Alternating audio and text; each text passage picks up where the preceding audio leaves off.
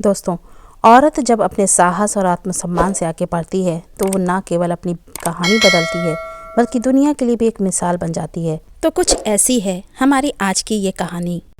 सुबह का समय था। रसोई में आरती बड़ी तेजी के साथ हाथ चलाते हुए नाश्ते की तैयारी में लगी हुई थी। तभी कमरे से एक गुस्से भरी कड़कती आवाज़ पूरे घर में गूंज उठी। आरती, आरती, अरे कहाँ मर गई, जल्दी यहाँ आओ। आवाज़ इतनी कड़क थी कि उसका दिल सिहर उठा। उसकी सांसें तेज़ हो गईं। उसने जल्दी जल्दी रोटी सेक कर तवे से उतारा, गैस बंद की और हाथ पोंछते हुए कमरे की तरफ भागी। उसके कमरे में पहुंचने से पहले ही वो फिर से गरजा। आरती, सुनाई नहीं देता क्या तुम्हें? जी, क्या हुआ? उसने कांपती हुई आवाज़ में पूछा। तुम्हें कितनी बार कहा है कि मेरी पहली आवाज़ में ही मेरे सामने हाजिर हो जाया करो। कहते हुए मानस ने अपनी शर्ट उठाई और आरती की तरफ फेंकते हुए बोला, आज मुझे ये शर्ट पहनकर ऑफिस जाना है, इसे अच्छे से इस्त्री कर दो। आरती ने जल्दी से मानस की शर्ट उठाई और उसे इस्त्री करने लगी। तभी बाथरूम से मानस की आवाज़ आई, अरे आरती, तौलिया क्यों नहीं रखा? जल्दी तौलिया लेकर आओ, मुझे देर हो रही है। आरती इस्त्री छोड़कर जल्दी जल्दी तौलिया देने दौड़ी। बाथरूम के दरवाजे के पास पहुंचकर उसने तौलिया अंदर बढ़ाया। ये लो, ये भी तुम्हें हर बात याद दिलाना पड़ता है क्या? मानस ने खींचते हुए तौलिया झपटा। आरती स्त्री के लिए पलटकर जल्दबाजी में आगे बढ़ने लगी तो पैर पलंग के कोने से टकरा गया।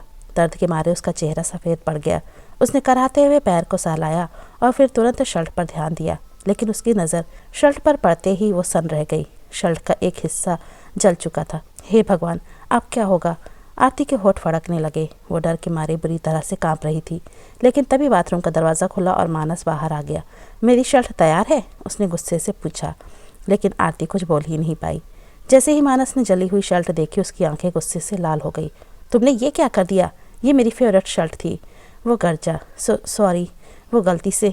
आरती ने सफाई देने की कोशिश की तो मानस चिल्लाया, तुमसे एक काम भी ठीक ढंग से नहीं होता। तभी पास के कमरे से बबीता, मानस की बड़ी भाभी, बड़ी शान से अंदर दाखिल हुई। उसकी चाल में अजीब सी आत्ममुग्धता थी। अरे देवर जी, इतनी सी बात पर इतना गुस्सा? एक शर्ट ही तो जली है और आपको तो पता ही है कि इस बेचारे से कोई काम ढंग से नहीं हो पाता। मैं अभी आपके भैया की शर्ट लेकर आती हूँ, आप वो पहनकर ऑफिस चले जाइएगा। वैसे एक बात कहूँ, अगर आपने मेरी बहन से शादी की होती तो बात कुछ और ही होती। बबीता ने अपनी मुस्कान को और चौड़ा करते हुए कहा। उसकी बातों के पीछे छिपा व्यंग आरती के दिल में चुभ गया। आरती की आंखें अब पूरी तरह से भर चुकी थीं, लेकिन किसी तरह उसने अपने आंसुओं को रोक रखा। बबीता के जाने के बाद कमरे में एक अजीब सी खामोशी पसर गई। आरती ने हिम्मत जुटाकर अपने दिल की बात जुबान पर लाने की कोशिश की। आप मुझ पर इतना गुस्सा क्यों करते हैं? मैं मानती हूँ कि मुझसे गलती हुई, लेकिन आप मुझसे आराम से भी तो बात कर सकते थे ना। क्या हर बात पर चिल्लाना ज़रूरी है? ये सुनते ही मानस ने आरती की ओर घूरते हुए कहा, क्या कहा तुमने? इसमें भी गलती मेरी है? नहीं, मैं दोष नहीं दे रही, बस ये कह रही हूँ कि। आरती ने संभलते हुए कहना चाहा, पर मानस का क्रोध से लाल हुआ चेहरा देखकर उसकी आवाज़ टूटने लगी। अच्छा, अब तो मुझे सिखाओगी कि मुझे कैसा बर्ताव करना चाहिए? आरती के बाल पकड़ते हुए मानस बोला। छोड़िए मुझे। कहते हुए आरती ने बड़ी मुश्किल से उसकी पकड़ से अपने बाल छुड़ाए। मैं भी इंसान हूँ। कहते हुए आरती रुआसी हो गई। मानस का गुस्सा 7वें आसमान पर पहुँच चुका था। अच्छा, क्या करोगी तुम? बोलो ना। कहते हुए मानस एक के बाद एक जोरदार तमाचे आरती के गाल पर जड़ दिए। थप्पड़ की आवाज़ों से पूरा कमरा गूंज रहा था। आरती का सिर चकराने लगा। वो सदमे में थी, आंखों में आंसू भर आए, लेकिन वो खामोश रही। दरवाजे के पास खड़ा 7 साल का आर्यन ये सब देख रहा था। जहाँ एक तरफ उसकी माँ सहमी हुई खड़ी थी, वहाँ दूसरी ओर अपने पापा की आग उगलती आंखें देखकर उसे ऐसा लग रहा था जैसे आज वो उसे मार ही डालेंगे। उसकी मासूम आंखें पिता की इस हरकत से डर और दर्द से भर गई। वो दौड़कर अपनी माँ के पास पहुंचा और उसके गले से लिपट गया। पापा, आप मम्मी को मत मारो, आर्यन चिल्लाया। उसकी आवाज़ डर और घबराहट से कांप रही थी। मानस आर्यन की आवाज़ सुनकर गुस्से से तमतमाते हुए बोला, अपनी माँ की तरह बहुत बोलने लगा है तू भी। लगे हाथ आज तेरी भी अकल ठिकाने लगा ही देता हूँ। ये कहते हुए वो जैसे ही अपने बेटे पर हाथ उठाने लगा तो आरती उसके आगे आ गई।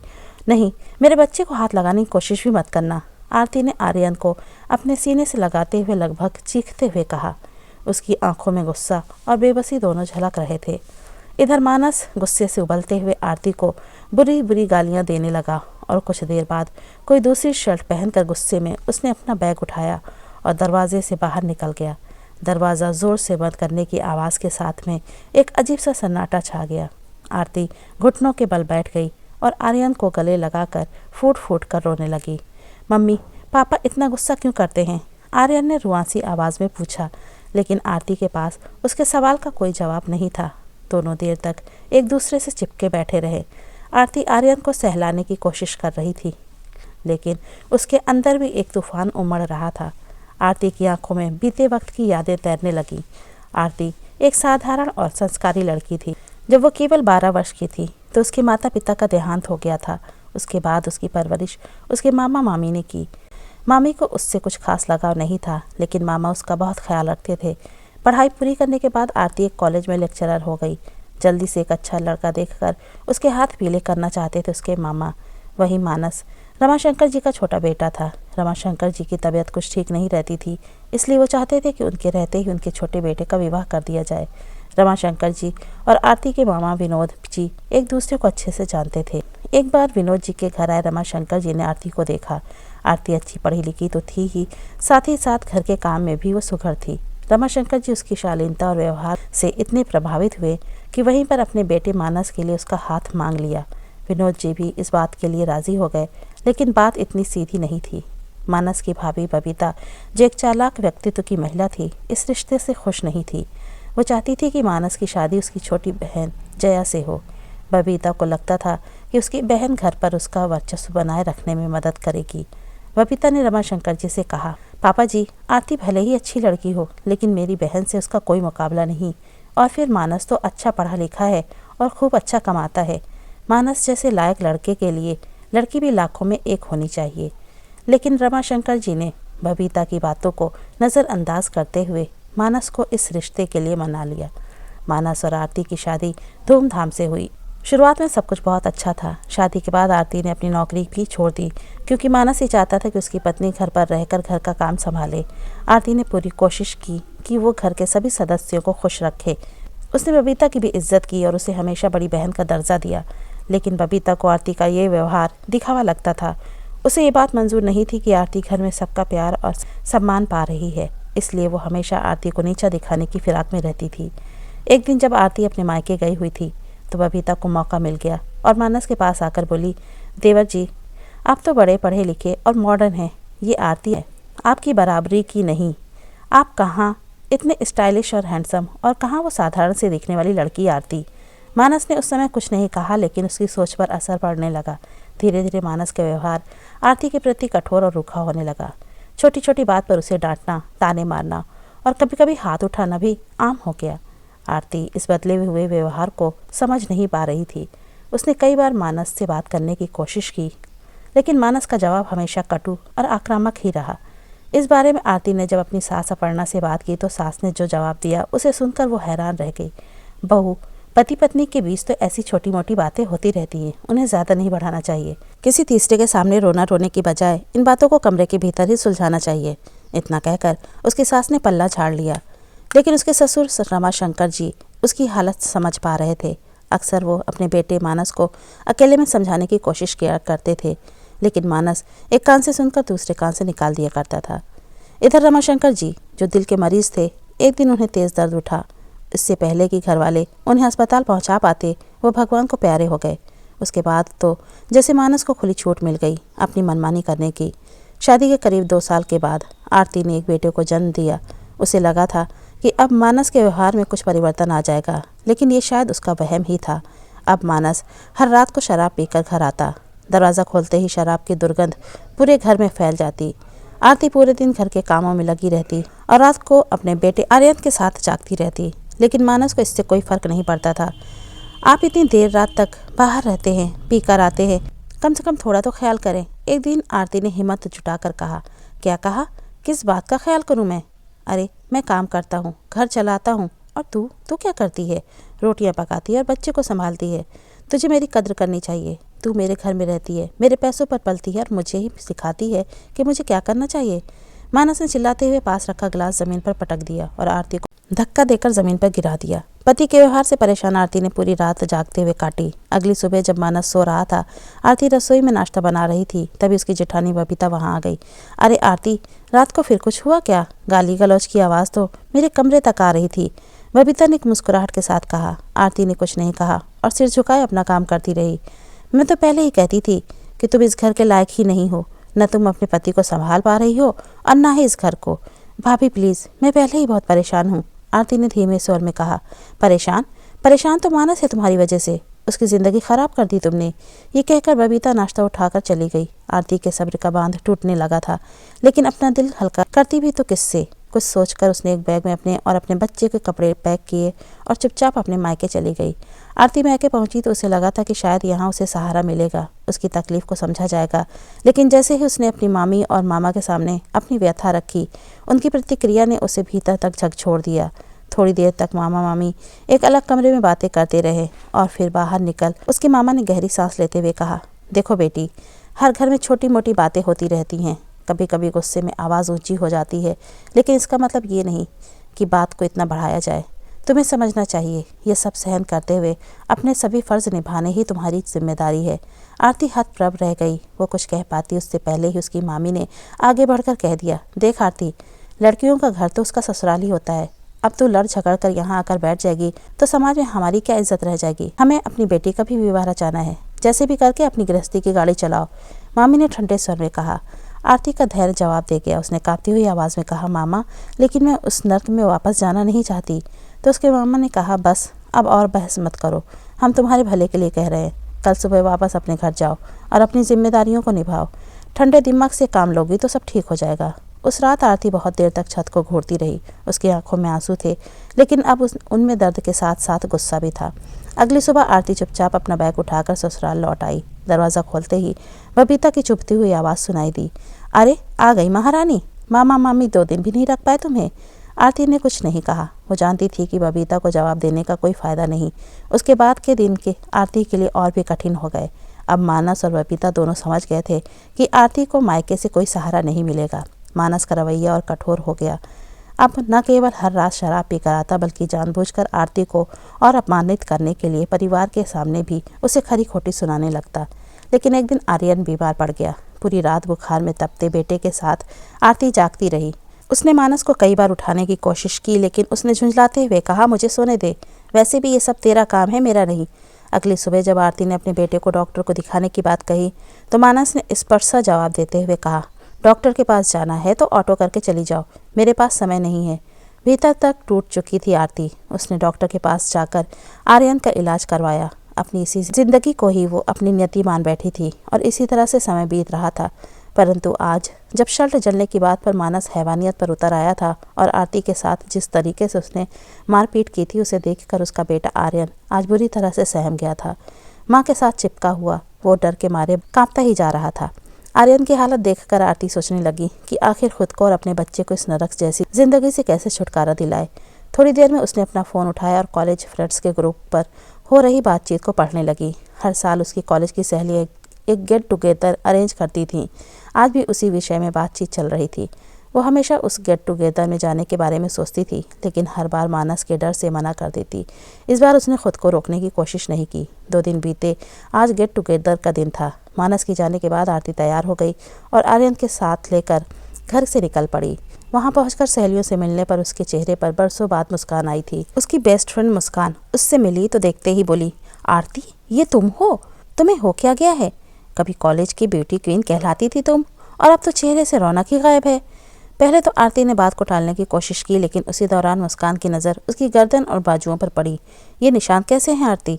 मुस्कान ने पूछा तो आरती छेप गई, लेकिन सहेलियों के बार बार पूछने पर उसकी आंखों से आंसू छलक पड़े। उसने अपने सारी कहानियां बयां कर दी कि किस तरह वो पिछले कई सालों से मानस के अत्याचार सह रही है। ये सुनकर मुस्कान की आंखों से में भी आंसू आ गए। कुछ देर तक वो कुछ बोल भी नहीं पाई। फिर बोली, आरती, क्या तुम्हें नहीं लगता तुम अपने साथ साथ अपने बेटे की भी ज़िंदगी बर्बाद कर रही हो?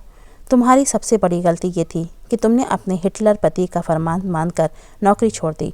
अरे, तुम आज के ज़माने की लड़की हो, पढ़ी लिखी हो, होशियार हो, फिर कैसे इतना अन्याय सहन कर सकती हो? मुस्कान की बातें सुनकर आरती चुप थी, लेकिन उसकी एक एक बात सीधा उसके दिमाग पर चोट कर रही थी। जहाँ बाकी सब लोग नाच गा रहे थे, वहीं मुस्कान और आरती अपनी बातों में व्यस्त रहे। घर लौटते समय मुस्कान ने उसे अपनी गाड़ी से छोड़ दिया, लेकिन जाते जाते उससे इतना अवश्य कह गई कि किसी भी समय ज़रूरत हो तो मुझे याद करना। घर लौटते समय आरती के दिमाग में कुछ हलचल सी थी। वो घर पहुंची तो ये देखकर उसने राहत की सांस ली कि मानस अभी तक घर नहीं आया था। कहीं उसे पता चल जाता तो आरती की खैर नहीं थी। अगली सुबह आर्यन को स्कूल भेजने के बाद आरती मानस के लिए नाश्ता बनाने में जुट गई। तभी मानस कमरे से बाहर आकर नाश्ता करने जा ही रहा था कि अचानक बबीता कमरे में अंदर आ गई। देवर जी, अपनी पत्नी को काबू में रखिए। कल पूरे दिन गायब थी महारानी। मुझे तो कुछ समझ ही नहीं आया, आखिर गई कहाँ थी। न जाने कहाँ मटर गश्ती करती फिर रही थी। घर का सारा काम मुझे ही करना पड़ा। इतना छूट भी अच्छा नहीं है। लेकिन देवर जी, आप उस पर गुस्सा मत कीजिएगा। मैं तो बस आपको बता रही थी कि आपकी पीठ के पीछे क्या हो रहा है। ये बात सुनते ही मानस की आंखें अंगारे उगलने लगी। वो तेज कदमों से चलकर आरती के पास गया। आरती उस समय रोटी पका रही थी तो उसका मुंह दूसरी ओर था। मानस ने पीछे से बाल पकड़े और घसीटते हुए उसे रसोई से बाहर ले आया। मुझे बिना बताए तू घर से बाहर कैसे गई थी? हिम्मत कैसे हुई थी तेरी? किससे मिलती है मेरे पीठ पीछे? वो मैं अपनी सहेलियों से दर्द से कराहती आरती कहने लगी तो मानस चिल्लाया, मेरी जानकारी के बिना कैसे गई? इस घर में रहना है तो कायदे से रहना होगा, नहीं तो। इससे पहले कि मानस कुछ और कह पाता उसका मोबाइल फ़ोन बज उठा। उसके ऑफिस से फ़ोन था। इन सब बातों में वो भूल गया था कि आज उसे जल्दी जाना था। मानस ने आरती को झटके से ज़मीन पर पटक दिया और बिना नाश्ता किए घर से बाहर निकल गया। आरती का शरीर दर्द से कराह रहा था, लेकिन उसके मन में जो आग लग रही थी उसने उसे उठने और कुछ करने की हिम्मत दी। उसने अपने आंसू पोंछे और फैसला किया कि अब उसे अपनी और अपने बेटे की ज़िंदगी को सुधारने के लिए कुछ न कुछ तो करना ही पड़ेगा। आरती ने घर के सारे काम ख़त्म किए और अपने पुराने लैपटॉप को चालू किया। अपने सारे सर्टिफिकेट्स निकाले और रिज्यूम को अपडेट किया।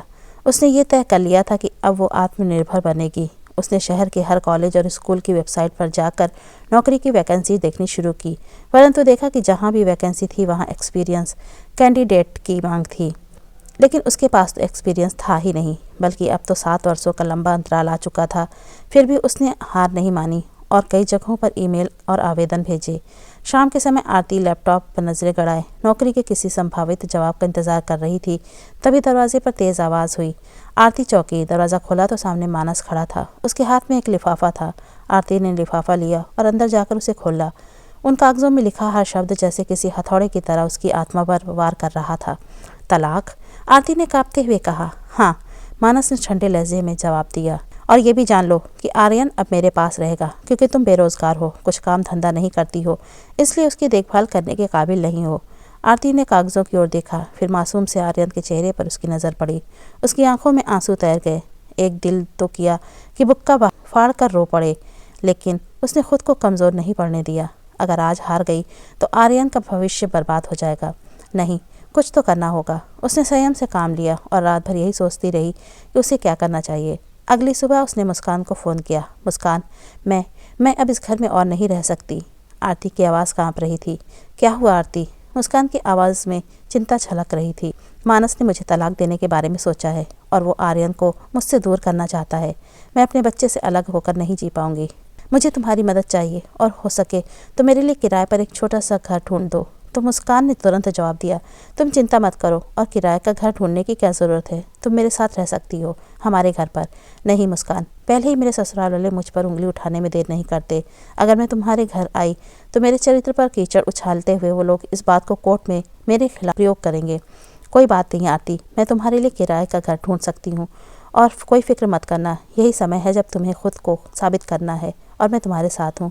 मुस्कान ने उसी दिन अपने घर के पास एक छोटा सा घर ढूंढ दिया। आरती ने अपने और अपने बेटे के कपड़े पैक किए, आर्यन को तैयार किया, साथ ही साथ अपने पास इकट्ठा किए हुए कुछ पैसे उठाए और मौका देखकर चुपचाप घर से बाहर निकल गई। शाम को मानस घर लौटा। हमेशा की तरह उसने आरती को आवाज़ लगाई, आरती पानी लाओ जल्दी। लेकिन घर में सन्नाटा था। किचन में झांक कर देखा, वहाँ कोई नहीं था। उसने आर्यन के कमरे में देखा, वो भी खाली था। फिर वो वापस अपने कमरे में आया तो उसकी नज़र टेबल पर रखे एक लिफाफे पर पड़ी। उसने लिफाफा खोला और अंदर से आरती का लिखा हुआ पत्र निकाला। पत्र में लिखा था, मानस, मैंने तुम्हारे साथ बहुत साल बिताए, हर ताने हर दर्द को सहती रही, लेकिन अब मैं और नहीं सह सकती। तुमने हमेशा मुझे कमज़ोर समझा, लेकिन अब मैं अपने बेटे के साथ नई ज़िंदगी शुरू करूँगी। तुम्हें जो करना है करो, पर अब मैं तुम्हारे साथ नहीं रहूँगी। आरती का पत्र पढ़कर मानस का पूरा शरीर गुस्से से कांपने लगा। वो बौखलाकर सोफे पर बैठ गया। उसने तो आरती को धमकाने के लिए तलाक के कागज़ तैयार करवाए थे, लेकिन अब उसका दांव उस पर ही उल्टा पड़ चुका था। काफ़ी देर मानस इसी सोच विचार में डूबा रहा, लेकिन घर के सभी सदस्य खाना खाकर सोने जा चुके थे। देर रात जब मानस को भूख लगी तो उसने रसोई में जाकर देखा, वहाँ एक थाली में ठंडी रोटियां और सब्जी रखी थी। उसने चुपचाप मन मारकर ही वही उठाकर खाया और अपने कमरे में सोने चला गया। अब उसकी पसंद की सब्जी के साथ गर्मा गर्म रोटियां पकाकर खिलाने वाली आरती जो नहीं थी उसके पास। अगले दिन भी सब कुछ उस घर में सामान्य तरीके से चल रहा था। बस आज मानस की कड़कती आवाज़ पूरे घर में नहीं गूंज रही थी। अब वो बहुत उदास रहने लगा था, लेकिन वो भी अकड़ में था कि आरती को फ़ोन करके नहीं बुलाऊंगा। लेकिन अपनी पत्नी की कमी उसे अंदर ही अंदर इतनी खल रही थी कि उसका ऑफिस के काम पर ध्यान ही नहीं था। उसकी परफॉर्मेंस ख़राब होने लगी तो कंपनी ने भी उसे नौकरी से निकाल दिया। उसके बाद उसे कहीं और अच्छी नौकरी नहीं मिली तो उसे कोई छोटी मोटी नौकरी करनी पड़ी। वहीं किराए के छोटे से घर में रहते हुए आरती ने महसूस किया कि वो परेशानियां उसकी ताकत को परखने के लिए आई हैं। अपने बेटे को सुरक्षित बचपन और उज्जवल भविष्य देना उसका सबसे बड़ा लक्ष्य था, लेकिन पैसों की तंगी हर दिन बढ़ती जा रही थी। आरती ने फिर से कई स्कूलों और कॉलेजों में नौकरी के लिए आवेदन भेजे, लेकिन हर जगह से उसे निराशा हाथ लगी। तो मुस्कान ने उसे हौसला देते हुए कहा, आरती, कहीं नौकरी नहीं मिल रही है तो ना सही, इतना याद रखो तुम्हारी काबिलियत तुम्हारे पास है। क्या मतलब? मतलब ये कि अगर बाहर के दरवाजे बंद है तो क्यों ना खुद अपनी किस्मत का दरवाज़ा खोलो। तुम्हारे अंदर इतनी काबिलियत है कि तुम कुछ भी कर सकती हो। आजकल तो सोशल मीडिया का ज़माना है, अगर इंसान में हुनर हो तो वो किसी भी प्लेटफॉर्म से अपनी पहचान बना सकता है। तुम्हारा पढ़ाने का तरीका हमेशा से बेहतरीन रहा है, क्यों ना तुम बच्चों के सिलेबस पर आधारित वीडियो बनाकर सोशल मीडिया पर डालो। मेरी बात पर विचार ज़रूर करना। मुस्कान के जाने के बाद आरती खुद से ही बोली, सुझाव तो अच्छा है, मुझे इस बारे में पूरी जानकारी तो नहीं है, लेकिन जहाँ चाह होती है राह अपने आप ही निकल आती है। आरती ने अपना स्मार्टफोन उठाया और घंटों मेहनत करके वीडियो बनाने की तकनीक सीखी। 12वीं के बच्चों की परीक्षा नज़दीक थी, इसलिए उसने सबसे पहले 12वीं कक्षा के बच्चों को पढ़ाने के लिए टॉपिक ढूंढे। अगले दिन आरती ने मुस्कान के साथ मिलकर वीडियो बनाने की तैयारी की। मुस्कान ने कैमरा सेट किया और आरती ने पढ़ाना शुरू किया। उसकी आवाज़ में आत्मविश्वास था और पढ़ाने का तरीका इतना सरल कि जटिल से जटिल विषय भी बच्चों के लिए आसान हो गए। पहला वीडियो अपलोड करते समय आरती के मन में संकोच था, क्या कोई इसे देखेगा? उसने मुस्कान से पूछा तो मुस्कान ने हंसते हुए कहा, तुम चिंता मत करो, तुम्हारा काम इतना अच्छा है कि लोग खुद ब खुद तुम्हें ढूंढने लगेंगे। बस धैर्य रखो। कुछ ही दिनों में वीडियो पर अच्छे व्यूज़ आने लगे। कुछ लोगों ने कमेंट्स भी किए। एक ने कहा, आपका तरीका बहुत अच्छा है, प्लीज़ अगले टॉपिक पर जल्दी वीडियो बनाइए। तो किसी ने धन्यवाद देते हुए कहा, आपने मेरे बच्चे का डर ख़त्म कर दिया। ऐसे ऐसे कमेंट में उसका कमेंट बॉक्स भर गया। आरती की आंखों में चमक लौट आई। उसने और वीडियो बनाने शुरू किए और विषयों को विस्तार से समझाने लगी। दिन रात की परवाह न करते हुए उसने मेहनत जारी रखी। 1 महीने के अंदर ही हज़ारों लोग उसके साथ जुड़ गए। कुछ समय बाद सोशल मीडिया से होने वाली आमदनी ने आरती को आर्थिक रूप से मजबूत बना दिया। उसने आर्यन के एक बेहतरीन स्कूल में दाखिला करवाया और ख़ुद भी नए कोर्सेज के ज़रिए अपने ज्ञान को बढ़ाने लगी। उधर आरती के घर से निकलने के बाद घर का माहौल पूरी तरह से बदल गया था। बबीता रसोई में बर्तन पटकते हुए बड़बड़ाए जा रही थी। मानस आया और बोला, भाभी अभी तक नाश्ता नहीं बना क्या? तो बबीता ने गुस्से में पलट कर कहा, नाश्ता? हाँ, क्यों नहीं, अब मैं यहाँ सबकी नौकरानी ही तो बन के रह गई हूँ। आखिर मैं भी इंसान हूँ, हद हो गई, कितना काम करूँ मैं। जब आरती थी तो सब कुछ ठीक ठाक चल रहा था। उसी वक्त सासू माँ ने अपने कमरे से आवाज़ लगाई, बबीता मेरी दवाई और चाय नहीं दी अभी तक। बबीता चिढ़कर बोली, मुझसे नहीं होता, आप अपने बेटे से कहिए, मैं कोई काम वाली बाई नहीं हूँ। माँ ने गुस्से में मानस को आवाज़ दी, मानस देख क्या रहा है, कुछ करता क्यों नहीं? आरती को वापस बुला ले, इससे पहले कि ये घर पूरी तरह से बर्बाद हो जाए। तो मानस भड़का, मैं उसे नहीं बुलाने वाला, वो खुद गई तो अपने आप ही वापस आएगी। और आप चिंता मत करो माँ, थोड़े दिनों में उसकी अकल ठिकाने आ जाएगी, मैं खूब अच्छी तरह से जानता हूँ उसे। उसी समय दरवाजे की घंटी बजी। बबीता ने जाकर दरवाज़ा खोला और कुछ देर बाद उसकी तेज़ आवाज़ सुनाई दी, मानस बाहर आओ, देखो तुम्हारे लिए क्या आया है। मानस तेज़ कदमों से बाहर आया। उसके चेहरे पर झुंझलाहट साफ दिखाई दे रही थी। तभी बबीता ने उसे एक कागज़ थमाते हुए कहा, तलाक के कागज़ हैं, साइन करके भेजे हैं तुम्हारी पत्नी ने, अब भुगतो अपनी करनी। बबीता ने तीखे स्वर में कहा। कागज़ देखते ही जैसे मानस के पैरों तले ज़मीन खिसक गई। उसे यकीन नहीं हुआ कि आरती ने इतना बड़ा कदम उठा लिया। मामला कोर्ट में गया। पहली सुनवाई में ही आरती ने बताया कि कैसे उसे मानसिक और शारीरिक प्रताड़ना झेलनी पड़ी। मानस के वकील ने आरती पर शब्दों के प्रहार करते हुए कहा, मैडम आपने शादी से लेकर 7 साल तक कोई शिकायत नहीं की, अचानक अब तुम्हें तकलीफ़ कैसे हो गई? आरती ने आत्मविश्वास से जवाब दिया, मैंने अपनी शादी बचाने के लिए सब सहा, लेकिन अब मेरी सहन शक्ति ख़त्म हो चुकी थी, इसलिए मजबूरन मुझे ये कदम उठाना पड़ा और इस कदम को उठाने के लिए मुझे मेरे पति और ससुराल वालों ने ही मजबूर किया है।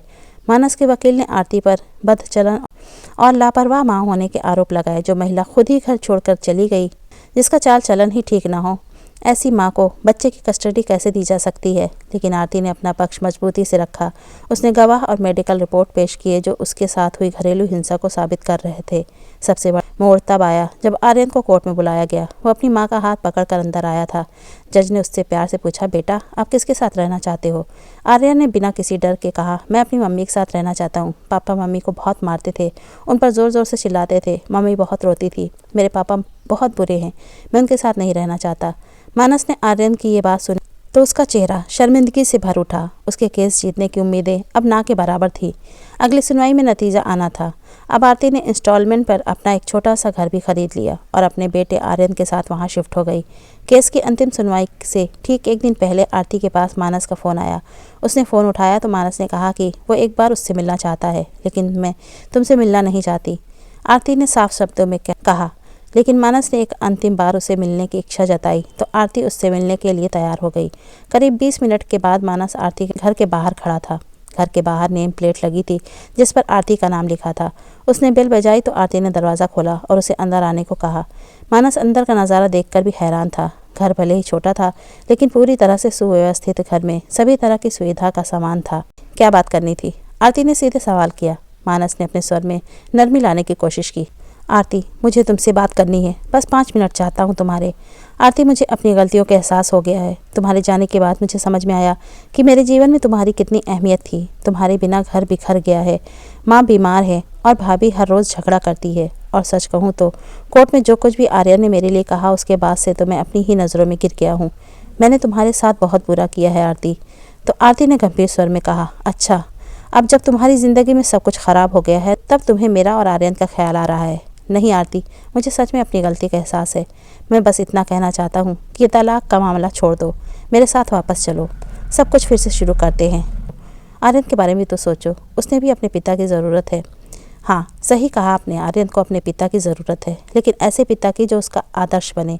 तुम्हारे जैसे पिता जो अपनी पत्नी का अपमान करते हो, उसे डराते हो, उसके साथ मारपीट करते हो, उसका आदर्श कभी नहीं बन सकता। मैं जानता हूँ कि मैंने बहुत गलतियाँ की है, लेकिन मैं वादा करता हूँ कि अगर तुम लोग मुझे एक और मौका दोगे तो मैं सब ठीक कर दूँगा। बस एक बार मुझे माफ़ कर दो। आरती ने कड़वे स्वर में जवाब दिया। मौका? हर दिन तुम्हारे लिए मौका था मानस, लेकिन तुमने हर बार उसे बर्बाद किया। आरती ने दृढ़ स्वर में कहा। माफ़ी का सवाल तब होता है जब कोई गलती अनजाने में होती है, लेकिन तुम्हारी गलती जानबूझकर की गई थी। मैं तुम्हें माफ़ नहीं कर सकती मानस, और सच कहूँ तो अब मेरी ज़िंदगी में तुम्हारे लिए कोई जगह नहीं है, तुम जा सकते हो। मानस ने एक अंतिम नज़र आर्यन पर डाली और भारी मन से घर से बाहर निकल गया। दोस्तों, औरत जब अपने साहस और आत्मसम्मान से आगे बढ़ती है तो वो न केवल अपनी कहानी बदलती है, बल्कि दुनिया के लिए भी एक मिसाल बन जाती है। आरती ने साबित कर दिया था कि हर इंसान को अपनी कहानी खुद लिखने का हक है। दोस्तों, आपको कहानी कैसी लगी और कहानी के बारे में आपकी राय क्या है? अपनी राय हमें ज़रूर दीजिए और चैनल पर नए हो तो चैनल को सब्सक्राइब करें। Thanks for watching.